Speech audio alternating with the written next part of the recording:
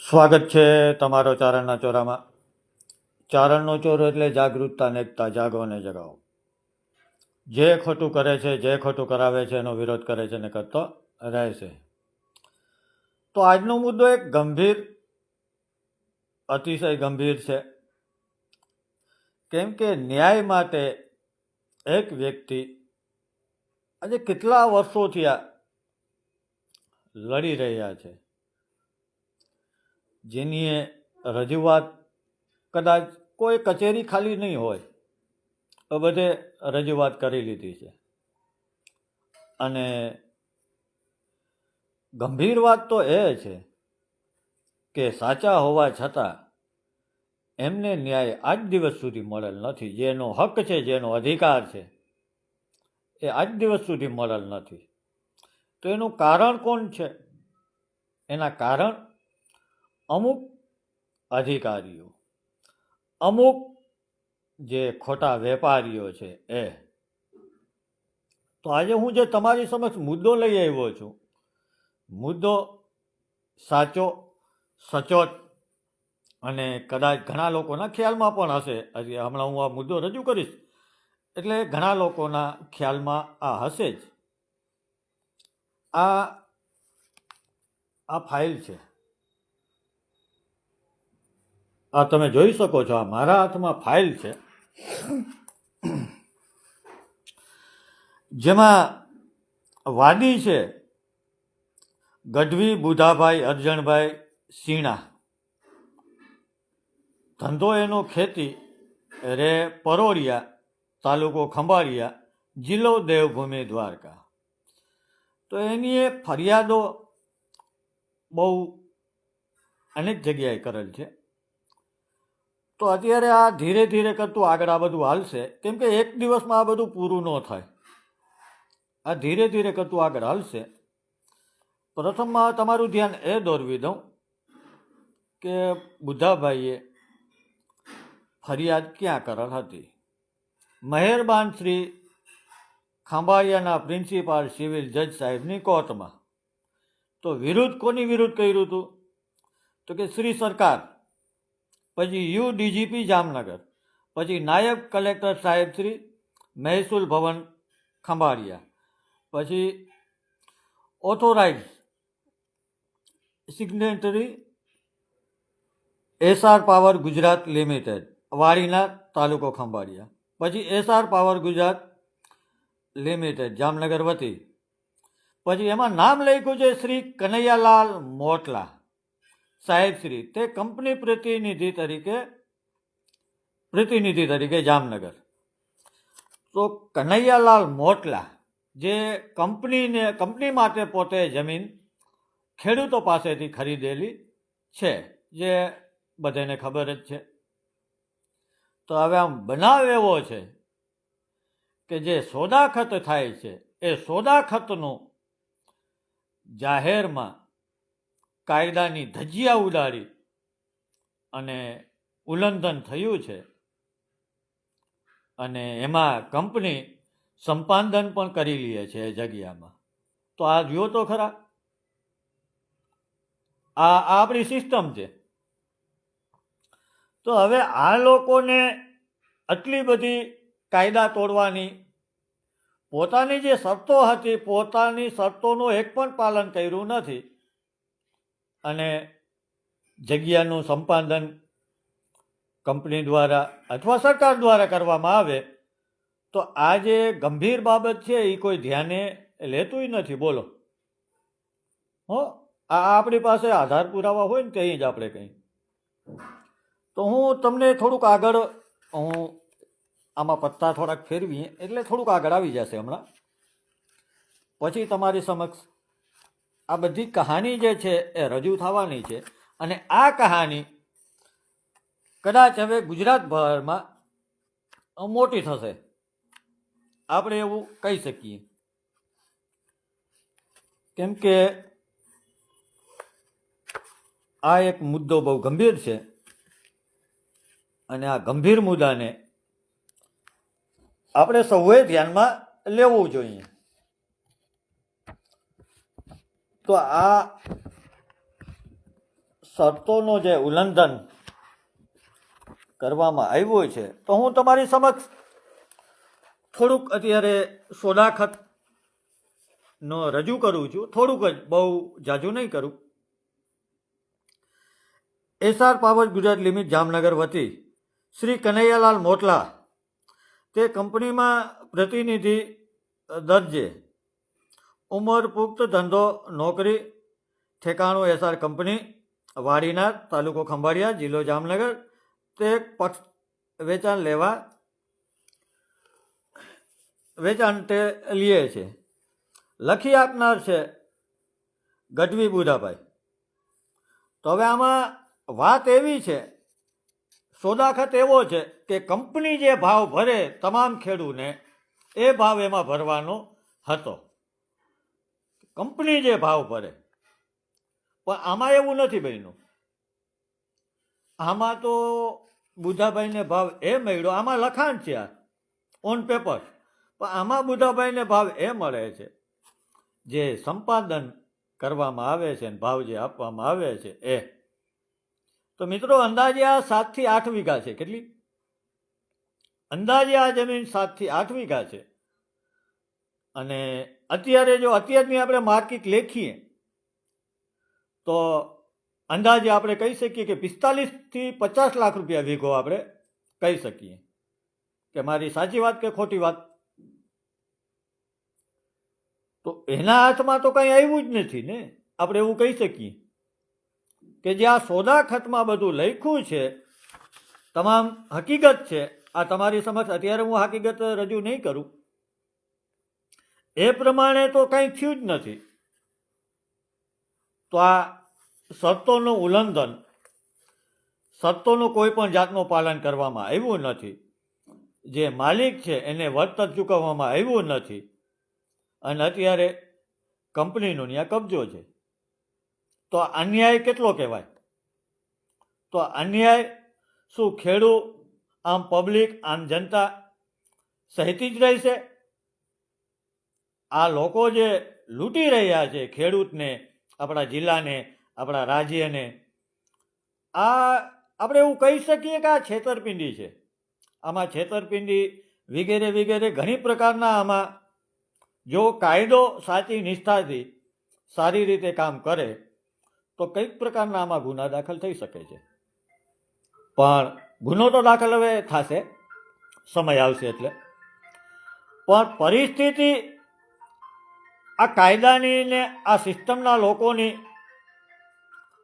એવી છે કે કોઈનું સાંભળવા માંગતા નથી. કોઈ જો આ લોકો વિરુદ્ધ બોલે, અવાજ ઉઠાવે તો એને દબાવવાના પ્રયત્ન કરે, એને મારી નાખવાના પ્રયત્ન કરે, એને ધમકાવવાના પ્રયત્ન કરે. તો આ તાનાશાહી આ કેટલી કહેવાય? આ કંપની રાજ જ છે ને હવે. બાકી કાયદાનું કંઈ હાલતું નથી, સરકારનું કંઈ હાલતું નથી. આ જે અમુક રાજકીય આગેવાનોના જે વેપારીઓ છે પાડેલા, એનું હાલે છે. પછી કંપનીનું હાલે છે. કાયદો વ્યવસ્થાના બધા જે નોકરી માટે બેઠા છે, આપણે કલેક્ટર કંઈ કે મામલતદાર કંઈ કે પ્રાંત કંઈ, એ લોકો તો ખાલી પગાર લેવા બેઠા છે. એનું કંઈ આ મને નથી લાગતું કે એ લોકોનું હાલતું હોય. નહીંતર આ પ્રમાણે ન હોય. આ પ્રમાણે હોય કે આ કોઈ હિસાબે થઈ જ ન શકે સંપાદન. એ જમીન કેવી રીતે? કેમ કે જે માલિક છે એને જે પ્રમાણે શરતો પ્રમાણે એનો ભાવ ભરવાનો હતો તે પ્રમાણે તો ભરેલ નથી.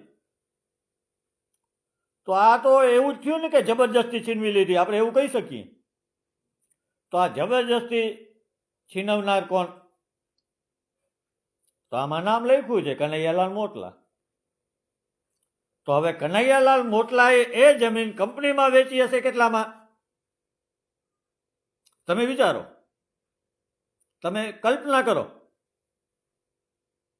પોતાએ જે આ જમીન કંપની દ્વારા પોતે ખરીદેલી છે, એ જમીન પોતાએ કેટલામાં આ કંપનીમાં દીધી? એ તમે વિચારો. તમે આવા અનેક, અને આ ભાઈએ પ્રયત્ન એટલા કર્યા છે. આમાં જો તે દરમિયાન પોલીસને, આ જે જૂના પોલીસ હશે એ બધાને ખબર હશે કે આ ભાઈએ આત્મવિલોપનના પ્રયાસ કરી લીધા છે. આ બધું આમાં ઓન પેપર છે, જેમાં એની ઉપર ગુના પણ દાખલ થયેલ છે. આમાં ઘણું એવું બધું છે. આ એક આપણા કાયદાનો જે આપણે કહીએ કે આપણો કાયદો તો કોના માટે છે ને ખબર નથી પડતી, આ નિયમ કોના માટે બનાવ્યા છે ને ખબર નથી પડતી.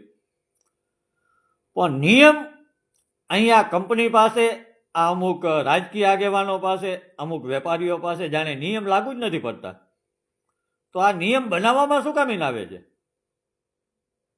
ફક્ત ને ફક્ત આમ પબ્લિક, મધ્યમ વર્ગ ને ગરીબ વર્ગ માટે. તો આ લોકો માટે નિયમ લાગુ નથી પડતા. અને કેટલા વર્ષથી આ, હું તમને વર્ષનો કહી દઉં હો, કેટલા વર્ષથી આ ચાલુ છે. તારીખ, આ કેસની તારીખ છે 1/12/2013. કેટલા? 1/12/2013 આમાં લખ્યું છે. તો અત્યારે કેટલી છે? 2025. કેટલા વર્ષ થયા મિત્રો? 12 વર્ષ. કેટલા? 12 વર્ષનું તમે આ રકમનું ખાલી સરકારી વ્યાજ, બેંકનું વ્યાજ તમે હિસાબ કરો તો આટલી રકમનું ક્યાં પહોંચ્યું? તમે હિસાબ કરો. તો આ બધી હવે ચૂકવણી કોણ કરશે? ચૂકવણી તો કરવી જોશે ને, એમાં તો હવે નહીં હાલે. ચૂકવણી કરશે આ ખરીદનાર. હવે કેમ કે નિયમ આમાં જે પ્રમાણે શરત હતી એ પ્રમાણે કોઈ પણ જાતનું આ જે વ્યક્તિ છે એને હક એસો મળેલ નથી. આ બધું ઓન પેપર છે. પણ આગળથી શું છે સાહેબ? ફાઇલું દબાવે, ફાઇલું દબાવે. ફાઇલું તમે ક્યાં સુધી દબાવશો? તમે ગમે ત્યાં ઘાલી લ્યો ફાઇલું. ફાઇલ તો જે છે એ નીખરવાની તો છે જ, વહેલી નીકળે મોડી નીકળે. આ ફાઇલ હવે નીકળી. હવે આ ફાઇલ જે આ નીકળી છે એ ફાઇલ તમને ક્યાં સુધી પહોંચાડે છે એ જોતા જાવ આગળ ખેલ. તો આપણે એવું ઈચ્છીએ છીએ કે ભાઈ ન્યાય બધેનો અધિકાર છે, ન્યાય બધાને મળે. પછી ખેડૂત હોય, વેપારી હોય, મધ્યમ વર્ગ હોય, મજૂર વર્ગ હોય, પછી કોઈ મહિલા હોય, કોઈ પુરુષ હોય, ન્યાય બધેનો અધિકાર છે ને ન્યાય બધાને મળવો જોઈએ.